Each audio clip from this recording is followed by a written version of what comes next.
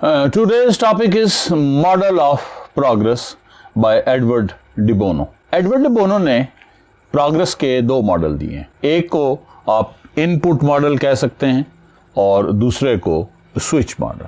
इन model को जानना इसलिए ज़रूरी है कि सारी टेक्नोलॉजी, साइंस और दूसरी field, even literature, sociology, economics, ठीक है, उनके अंदर प्रोग्रेस करने का जो बेसिक पैटर्न है वो अगर समझ आ जाए तो उससे प्रोग्रेस का जो पेस है वो बढ़ जाता है. प्रोग्रेस तो एक इनएविटेबल प्रोसेस है, ये तो हो ही रही है. लेकिन आज 21st सेंचुरी के अंदर इशू क्या है कि प्रोग्रेस का जो पेस है वो बहुत ज़्यादा हो गया है. इसलिए सबको मैच करने के लिए आपको भी अपना पेस जो है वो बढ़ाना पड़ेगा. तो जब एडवर्ड de Bono के ये दो मॉडल आपको समझ आ जाएंगे तो आपको पता चल जाएगा कि बेसिक पैटर्न कौन सा इन्वॉल्व है और किस तरह को करके हम उसको इम्प्रूवमेंट उसमें ला सकते हैं और रैपिड जो है प्रोग्रेस कर सकते हैं. पहला मॉडल देखते हैं इनपुट मॉडल. इनपुट मॉडल में एडवर्ड de Bono के मुताबिक कि एक हम चलते हैं, ऐसे चल पड़े, आगे मूव किया तो कोई यहां से टेक्निकल इनपुट जो है आ जाता है, वो इस टेक्नोलॉजी को या किसी कॉन्सेप्ट को बेहतर कर देते हैं. फिर हम ऊपर चढ़ जाते हैं, यानी हम प्रोग्रेस कर गए मजीद, ठीक है. फिर आगे चलते हैं, फिर कोई इनपुट आ जाता है, उसमें फिर मजीद प्रोग्रेस हो जाती है. फिर इनपुट आ जाता है, फिर मजीद को टेक्निकल इनपुट आ जाता है, कोई कंसेप्चुअल इनपुट आ जाता है, तो उस टेक्नोलॉजी के अंदर और उस कंसेप्ट के अंदर मजीद बेहतरी आती जाती है, ठीक है. इसको समझने के लिए ज़रूरी है कि एक आध मिसाल हम समझ लेते हैं. एक मिसाल से मैं इसको एक्सप्लेन करता हूँ. अब ये देखें, ये चेस्ट जो है या ट्रंक जो है, do you know what is chest और ट्रंक? चेस्ट बक्से को कहते हैं. ये देखें ना, ये चेस्ट है. All the important material of the body इस बक्से के अंदर है, तो इसलिए यानी चेस्ट को बक्से के मैंने में इस्तेमाल किया. ट्रंक दरख्त का जो तना है उसको ट्रंक कहते हैं और उसकी जो सारी जो इम्पॉर्टेंट चीज़ें हैं वो उस ट्रंक के अंदर होती हैं. तो इसलिए चेस्ट भी कहते हैं, ट्रंक भी कहते हैं, उर्दू में संदूक कहते हैं, बक्सा कहते हैं, ठीक है, छोटी पेटी, ये एक ही कैटेगरी. तो जो ये जो चेस्ट है, this was created by Egyptian. मिस्रियों ने इसको सबसे पहले इसको इंट्रोड्यूस किया था, ठीक है.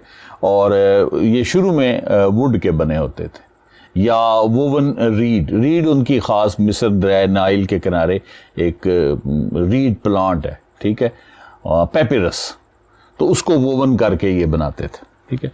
ये कोई 3000 BC पहले इंट्रोड्यूस हुआ है, यानी आज से 5000 साल पहले. अब शुरू में जो चेस्ट बने हैं, बक्से बने हैं, ट्रंक बने हैं, तो वो उसमें ये वुड के होते थे, बड़े हैवी, फिर मेटल्स के भी बनते रहे, बहुत सारे मटेरियल्स के ये बनते रहे. और फिर ग्रेजुअली इसमें वर्ल्ड वॉर सेकंड के बाद इसमें ये लाइटर जो हैं वो सूट केस वगैरह बनने शुरू हो गए. फिर नाम भी आहिस्ता आहिस्ता इनके चेंज हो गए, सूट केस कहना शुरू कर दिए, पोलिएस्टर के बनने शुरू हो गए, लेदर के बनने शुरू हो गए, ठीक है. और इसी तरह एक्राइलिक एक चीज़ होती है, ठीक है, उसके बनने शुरू हो गए. तो हम यहाँ से शुरू करते हैं अपनी के सूट केस. अब सूट केस में आप ट्रैवलिंग करते हैं. अब सूट केस का इशू क्या था? सूट केस में सारा अपने कपड़े, ज़रूरी जो चीज़ें हैं वो उसमें भर ली हैं. तो सूट केस उठाते कैसे? सूट केस उठाने का या तो सर पे उठाएं, सूट केस ज़्यादा हैवी होता है, किसी ट्रैवलिंग कर रहे हैं, सारे उठाते हैं तो वो सारी गर्दन और जो बैक बोन है उस पर प्रेशर पड़ता है. अच्छा, या फिर उसको कंधे पे रख लें, कंधे पे रखे तो कंधा ही सारा नीचे चला जाता है. या फिर अगर छोटा सूट केस है तो उसको बगल में ऐसे रखें, वो थोड़ी देर के बाद सारा ऐसा, ये भी बंदा ऐसे दाएं दाएं लटकता है, वो जा रहा होता है.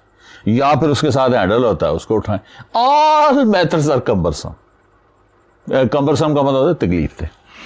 तो अब एक अमेरिकन था, बर्नार्ड डी सैडो बंदा था, उसके ज़हन में एक आइडिया है. उसने क्या किया, उसने 5000 साल पहले दो आइडिया इकट्ठे कर दिए, मर्ज कर दिए. 5000 साल पहले संदूक बना था, यानी चेस्ट बना था, ट्रंक बना था, सूट केस बना था. सूट केस की अर्ली फॉर्म कह सकते, वो 5000 साल पहले बना था. اور تقریباً 5000 سال پہلے ہی جو میسوپوٹامیہ کے لوگ ہیں انہوں نے ویل بنایا تھا. 5000 نہیں بلکہ 5500 کہہ لیں ایگزیکٹلی پر, لیکن سمجھنے کے لیے 5000 ہی کہہ لیں. ٹھیک, اب 5000 پہلے اس نے 2 چیزیں ویل بھی دریافت ہو چکا تھا. ٹھیک ہے, میسوپوٹامیہ نے کر دیا تھا, چیسٹ بھی جو ہے ایجپشن نے کر دیا تھا.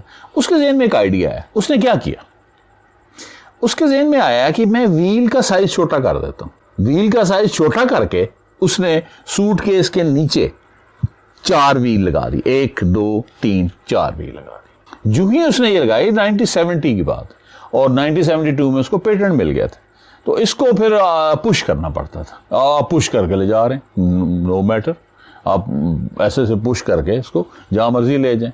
اب کوئی ضرورت نہیں ہے کہ سر پہ اٹھائیں, کندھے پہ اٹھائیں, بغل میں ماریں یا اٹھائیں, ہاتھ سے اٹھائیں, یا پورٹر لیں. پورٹر لینا پہلے تو ہائر کرنا پڑتا تھا. پرابلم سال آل اوور دا ورلڈ. اس کا بہت سارا سوٹ کیس جو ہے وہ بکا. یہ والا 4 ویل چلا, اس کو کہتے تھے رولنگ لگیج.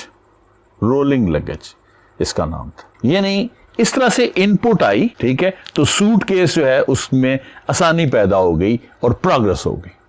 اچھا, ابھی تھوڑا ہی وقت گزرا ہے, ٹھیک ہے, اور 1987 کے اندر, ٹھیک ہے, ایک رابرٹ پلاتھ امریکی پائلٹ تھا, ٹھیک ہے, اس نے ایک اس میں اسی میں تھوڑی سی ایک اور ان پٹ دے دیا. اس نے ان پٹ کیا دے دیا, اس نے ان پٹ یہ دے دیا کہ 4 ویلز کی جگہ 2 ویل لگا دی. ہینڈل اس نے لانگ کر دیا. اب اس کو جو ہے پل کرنا پڑتا تھا. جو سیڈو کا تھا اس کو پش کرنا پڑتا تھا, اس کو پل کرنا پڑتا تھا. پلنگ میں لوگوں نے ذرا ایسے چلتے جا رہے ہیں, پیچھے نال کھینچتے چلے جا رہے ہیں. چونکہ صدیوں سے ہماری عادت ہے کہ بکری ہم پالتے رہے ہیں اور دوسرے جانور رکھتے رہے ہیں, اونٹ جو بھی پالتو تھے, تو اس کو رسی باندھ کے تو ہم ایسے سے کھینچنے کی, یہ ایک انسان کی نیچرل انسٹنکٹ ہے کہ وہ پل اچھی طرح کر رہتا ہے بجائے پش کرنے. اچھا, دوسرا ایڈوانٹیج کیا تھا کہ اس کے جو 4 ویل ہیں تو وہ صرف پلین سرفس پہ اس کو آپ اس کو چلا سکتے تھے. جہاں پہ پلین, ایئرپورٹ ہے پلین ہے, ریلوے اسٹیشن ہے پلین ہے, وہاں تو چل رہا تھا. لیکن جہاں پہ بمپی جگہ ہے یا سیڑھیاں آ گئی وہ فیل ہو جاتا تھا. اب یہ اس کے 2 ویل ہیں, یہ فیل نہیں تھا ہوتا, بمپی جگہ پہ بھی چل جاتا تھا. تو اس کے کچھ ایڈوانٹیجز تھے. یعنی technology in put, technical in پٹ آیا اور یہ مزید جو ہے وہ بہتر ہوگی. اب مزید بہتر ہوگی, پھر ان پٹ آ گیا. 2014 میں ایک نیا ان پٹ آ گیا. وہ نیا ان پٹ کیا آیا کہ smart suitcase. Smart suitcase کیا چیز ہے؟ سیلف ڈرائیونگ لگیج ہے. اس کے اندر بیٹری لگی ہوئی ہے, ٹھیک ہے, اس کے اندر GPS سسٹم ہے, ٹھیک ہے, آپ کے اسمارٹ فون کے ساتھ وہ کنیکٹڈ ہے, وہ خود ہی چلتا ہے. اس کا آگے کیمرہ لگا ہوا ہے, اس کو ویٹ کرنے کی ضرورت نہیں ہے, ویسے اٹھائیں تو خود ہی ویٹ بھی بتا دیتا ہے. ٹھیک ہے, آپ نے اگر اپنا موبائل چارج کرنا ہے تو اس کے ساتھ USB پورٹ ہے, اس میں اپنا موبائل چارج کر سکتے ہیں. تو وہ اپنا سیلف پروپلڈ بڑا خوبصورت ایسے چل رہا ہوتا ہے جیسے عام طور پہ جو پالتو کتا ہے وہ ساتھ چل رہا ہوتا ہے. اگر ہو سکا تو میں ویڈیو اس کی ٹکڑا چھوٹا سا ڈال دوں گا. اچھا, اب اس میں اور کیا فیچر ہے ڈال دیا انہوں نے, اور ایک فیچر یہ ڈال دیے کہ اگر آپ کا موبائل کسی وجہ سے خراب ہو گیا, گڑبڑ ہوگی, ٹھیک ہے, تو وہ ایک اسمارٹ بینڈ ہے, ٹھیک ہے, وہ ہاتھ میں پہن لیتے ہیں. وہ جو ہی تھوڑا سا دور جائے گا تو وہ الارم بجائے گا کہ آپ کا سوٹ کے ذرا دور جا رہا ہے, انہوں قابو کرو. تو اس میں اتنے زیادہ فیچر ہیں. اچھا, اس میں آٹو لاک ہے, آپ یہیں سے موبائل سے آپ اس کو لاک کر سکتے ہیں, سارا اس کو کنٹرول کر سکتے ہیں. اگر کسی وجہ سے یہ سسٹم نہ ہو, ہینڈل نکال لیں تو دوسرا کام کر لیں, وہ دوسرا بھی آپریشنل ہے. یعنی that has got a lot of feature. Smart lock اس کے اندر موجود ہے, لیکن 2018 میں اس کو بین کر دیا گیا. ان سوٹ کیسوں کو, اسمارٹ سوٹ کیسوں کو بین کر دیا گیا جن میں بیٹری نہیں ہوتی تھی, ٹھیک ہے, ریموویبل بیٹری نہیں تھی, چونکہ اس میں کچھ اگر بیٹری اندر ہے تو اس میں کچھ پرابلمس ہو سکتے ہیں. تو اب ریموویبل بیٹریز کے والے جو ہیں وہ آ گئے. ٹھیک ہے, اب یہ دیکھتے جا رہے ہیں کہ کس طرح سے ہم نے سوٹ کیس سے اپنا سفر شروع کیا. ان پٹ آتا جا رہا ہے, ٹھیک ہے, اور پروگرس ہوتی جا رہی. یہ ٹیکنیکل ان پٹ ہے, یہ ٹیکنیکل ان پٹ کی مثال. پھر ان پٹ آیا, پھر وہ مزید بہتر ہو گیا, پھر ان پٹ آیا اور کمال کی چیز جو ہے وہ بن گئی. تو جس طرح ایک پیٹرن یہ ہے کہ ان پٹ آتا جاتا ہے اور پروگرس جو ہے وہ ہوتی جاتی ہے. ان پٹ آتا ہے, پروگرس ہوتی جاتی ہے, ان پٹ آتا جاتا ہے, پروگرس ہوتی ہے, ٹیکنالوجی بڑھتی جاتی ہے, کنسیپٹ بڑھتا جاتا ہے. ٹھیک ہے, جو بھی سبجیکٹ ہے وہ آگے کی طرف چلتا ہے. ایک ماڈل تو یہ ہو گیا. اب ہم سوئچ کرتے ہیں. سوئچ کا مطلب ہوتا ہے دوسری جگہ جانا.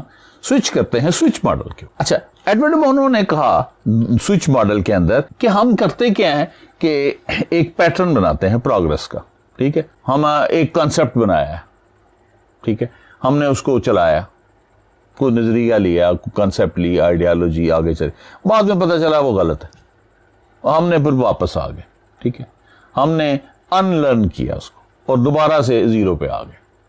सिर्फ इतना ही लर्न किया कि ये कॉन्सेप्ट ठीक नहीं था, फिर चल पड़े, कोई और कॉन्सेप्ट लिया, आगे गए, फिर पता चला कि नहीं नहीं नहीं वो आइडिया हमारा गलत था, फिर वापस आ गए, फिर जीरो, ठीक है, फिर आगे चल पड़े, फिर पता चला कि वो आइडिया गलत था, फिर, यानी हम ट्रायल एंड एरर करते जाते हैं, ठीक है, और वापस स्विच करते हैं बैकवर्ड ओरिजिनल पोजीशन में, अनलर्न करते हैं चीजों को और फिर आगे चलते हैं। ये बड़ा स्लो होता है। ये जो मॉडल है, this is very fast, this is very slow, this is very systematic. ये इतना सिस्टमैटिक नहीं है, ठीक है, हैपैज़र्ड है, ट्रायल एंड एरर होता है। इसको समझाने के लिए हम ले लेते हैं, यहाँ पे अपने टेक्निकल एग्जाम्पल लिए, यहाँ पे कोई कॉन्सेप्ट या साइंस, प्योर साइंस ले लेते हैं। मलेरिया को हम फॉर एग्जाम्पल डिस्कस करते हैं। मलेरिया को हर आदमी जानता है, जानते हो कि नहीं जानते? लेकिन मेरा ख्याल है बहुत सारे लोगों को ये नहीं पता होगा कि मलेरिया कितना पुराना है और कितना ख़तरनाक रहा है, क्योंकि अब मलेरिया की वो ख़तरा है उसका नहीं रहा। मलेरिया जो है, अगर इसके टाइम के हिसाब से देखें तो मेसोपोटामिया, ठीक है, में तकरीबन 4000 साल पहले वो क्ले की टैबलेट्स मिली हैं, वो मट्टी की तख्तियाँ जो हैं वो मिली हैं, ठीक है, और उसमें वो शो कर रहे हैं कि कोई पीरियोडिक फीवर है, ठीक है, वो सजेस्ट करता है कि मलेरिया है। यानी लोगों ने जो उसको रीड किया है उनको, तो उससे अंदाज़ा ये होता है। तो इससे पता चलता है कि ये तकरीबन 4000 BC में मलेरिया मौजूद था, यानी आज से 6000 साल पहले का रिकॉर्ड भी मौजूद है। और उसके बाद अगर हम देखते हैं तो रिसेंटली जो मलेरिया की जो एंटीजीन है, वो इनकी जो इजिप्शियन रिमेन्स हैं उनके अंदर उन्होंने आइडेंटिफाई किए। तो ये तकरीबन 3000 BC यानी 5000 साल पुरानी ये बात है। तो सो malaria is very long history with human being, with वो तंग करता आ रहा है, यानी उसमें इश्यूज डेवलप होते जा रहे हैं। फिर मलेरिया ने अगर इसकी सिवेरिटी यानी इसकी अगर आप शिद्दत को देखें तो मलेरिया ने पिछली जो 20th सेंचुरी थी उसमें 300 मिलियन डेथ्स हुई हैं इस वजह से, यानी जो भी डेथ है 5% मलेरिया की वजह से हो रही थी।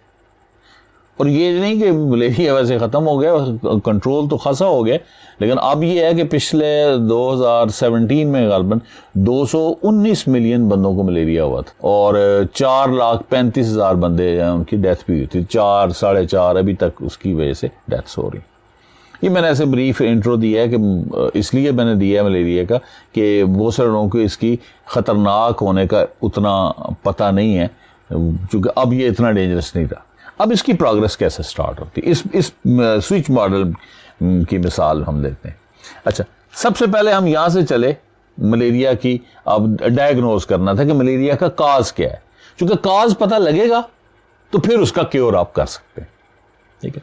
तो सबसे पहले हम देखते हैं कि हिपोक्रेटिस जो है, ये फादर ऑफ मेडिसिन है, इसने 400 BC में कॉन्सेप्ट दिया कि जो मलेरिया है this is due to the appearance of serious A. Serious ए उसको डार्क स्टार भी कहते हैं, उसको सीरियस भी कहते हैं। वैसे सीरियस का मतलब ग्रीक में होता है ग्लोइंग या स्कॉर्चिंग, ठीक है। तो ये एक स्टार है और जो हमारे स्काई के ऊपर सबसे ब्राइटेस्ट स्टार है और सूरज से 25 गुना ज्यादा ये चमकता है, यानी उसकी लाइट सूरज से 25 टाइम ज्यादा है। वैसे फासले पे चुका है, तकरीबन 8.6 लाइट ईयर के फासले पे है, तो इसलिए नहीं पता लगता। लेकिन स्टार जब आप देखते हैं उमन डॉन के वक्त यानी सुबह के वक्त ये मशरक की तरफ नजर आता है। तो ये अपीयर होता है यानी ये नजर आता है तकरीबन लेट समर के अंदर इसको और अर्ली ऑटम्स के अंदर ये अपीयर होता है। तो हिपोक्रेटिस ने कहा कि सीरियस स्टार जो है निकलता है तो मलेरिया हो जाता है। अब जब वक्त आगे गुजरा, पता लगा कि मलेरिया जो है वो सर्दियों में भी हो रहा है, ملیریا سیریس اسٹار نکلنے سے پہلے بھی ہو رہا ہے. تو آہستہ آہستہ یہ کانسیپٹ پتہ لگا کہ یہ غلط ہے. اب آپ نے کیا کیا, کانسیپٹ غلط ہو گیا, آپ کی آپ نے جو اس کی وجہ بتائی تھی کاز وہ غلط ہوگی, آپ واپس آ گئے ٹرل پیچھے زیرو پہ آ گئے. لیکن ایک لیسن لرن کر لیا کہ یہ سیریس اسٹار کی وجہ سے نہیں ہوتا. اب پھر آگے چل پڑے, آگے چلے تو پھر کیا ہو گیا, ایک چائنیز سائنٹسٹ تھا نیشن, تقریباً 270 BC میں, اس نے کہا کہ جو ملیریا ہے 3 ڈیمنز کی وجہ سے ہوتا ہے. ڈیمن جانتے ہو, ڈیمن کا مطلب ہوتا ہے شیطان, ڈیمن کا مطلب ہوتا ہے ایول اسپرٹ, ڈیمن کا مطلب ہوتا ہے اور بھی اس کے گھوسٹ, بھوت, ان معنوں میں آتا ہے. ٹھیک ہے, ویسے ڈیمن بذات خود بڑا ایک پاپولر لفظ ہے. تو وہ کہتا ہے 3 ڈیمنز ہیں, ان کی وجہ سے ملیریا ہوتا ہے. چونکہ ملیریا کی جو سمٹم ہے اس میں کیا ہوتا ہے, ہیڈ ایک ہوتی, پھر چل ہوتی, بندہ کانپتا ہے, جتنے مرضی اوپر آپ کمبل رضائیاں لیتے ہیں وہ شیور نہیں ختم ہوتی. ٹھیک ہے, اور پھر فیور ہوتا ہے, ہائی گریڈ فیور ہوتا ہے, اور اس کے بعد پسینے آ کے بندہ ٹھیک ہو جاتا ہے. تو اس نے کہا 3 ڈیمن ہے, ایک ڈیمن نے ہیمر اٹھایا ہوا, ٹھیک ہے, وہ ہیمر مارتا ہے تو سر میں درد ہوتی. دوسرے ڈیمن نے پیل آف واٹر, کولڈ واٹر اٹھائی ہوئی, ٹھنڈے پانی کی بالٹی لی ہوئی, وہ ڈیل دیتا ہے بندے پہ, تو اس کو سردی لگنی شروع ہو جاتی. اور تیسرا ڈیمن جو ہے اس نے سٹوو یعنی چولہا پکڑا, وہ چولہا لے آتا ہے اور بندے کو بخار چڑھ جاتا ہے. اب یہ کچھ دیر یہ لوگوں نے مون لیا, اور بعد میں انہوں نے کہا یہ ایک ہی چکر ہے. ٹھیک ہے, آئیڈیا غلط ہے. پھر واپس, ٹھیک ہے, آپ دوبارہ سوئچ کر کے بیکورڈ آ جاتے ہیں. پھر ادھر آگے چلے, اس بعد میں یورپ میں یہ ملیریا پھیل گیا. تو یورپ کے اندر یہ رامن تھے, رامن نے اس کا کہا کہ یہ بیڈ ایئر کی وجہ سے ہوتا ہے. چونکہ جو مارشی ایریا تھا, سویمپی ایریا تھا, دلدل سمجھ لیں, چھپڑ سمجھ لیں, تو اس کے قریب انہوں نے آبزرو کیا کہ زیادہ لوگوں کو ملیریا ہو رہا ہے. تو انہوں نے کہا یہ جو مارشز ہیں یا سویمپی ایریاز ہیں, ان میں سے بیڈ ایئر نکلتی ہے, اس بیڈ ایئر کی وجہ سے بندے کو ملیریا ہو جاتا ہے. تو ملیریا کا لفظی مطلب بھی میل کا مطلب ہوتا ہے بیڈ, ایریا بین ایئر یعنی بیڈ ایئر, لفظی مطلب بھی آج بھی اس کا وہی ہے کہ بیڈ ایئر کی وجہ سے ہوتا ہے. اچھا, بعد میں پتہ چلا نہیں, یہ تو ایسی بات نہیں, بندے دور دور علاقوں میں جہاں کوئی مارشز نہیں ہے, کوئی سویمپس نہیں ہے, کوئی چھپڑ اور تالاب اور یہ نہیں ہے, وہاں بھی لوگوں کو ملیریا ہو رہا ہے. تو پھر انہوں نے کہا نا یہ آئیڈیا بھی غلط ہے, چلو جی واپس چلو, اور واپس ٹور پڑے. اب ٹھیک ہے, واپس گئے, لیکن ساتھ ساتھ کیا ہو رہا ہے, آپ کو کچھ چیزیں آپ کراس کرتے جا رہے ہیں کہ یہ وجہ بھی نہیں ہے, یہ بھی وجہ بھی نہیں ہے, یہ وجہ بھی نہیں ہے.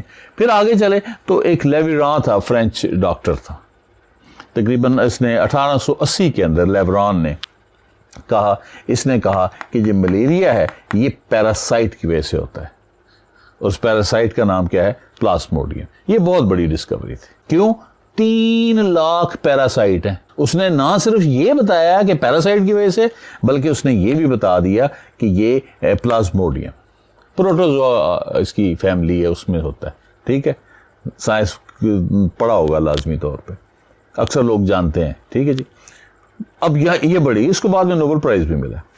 اور اس کے بعد پھر کیا ہے, 1897 کے اندر سر رونلڈ راس, ٹھیک ہے, یہ بھی برٹش ڈاکٹر تھا, انڈیا میں بہت سارا اس نے ٹائم گزارا ہے. تو اس نے بتایا کہ جی یہ ملیریا جو ہے اینوفلیز ماسکیٹو جو ہے اس کی وجہ سے ہوتا ہے. اس نے اینوفلیز لیا اور اس کی لائف سائیکل بھی دیکھا, اور پہلے ملیریا پیشنٹ کو دیا, پھر اس کو سٹامک کی دیکھتا دکھتا رہا. ٹھیک ہے.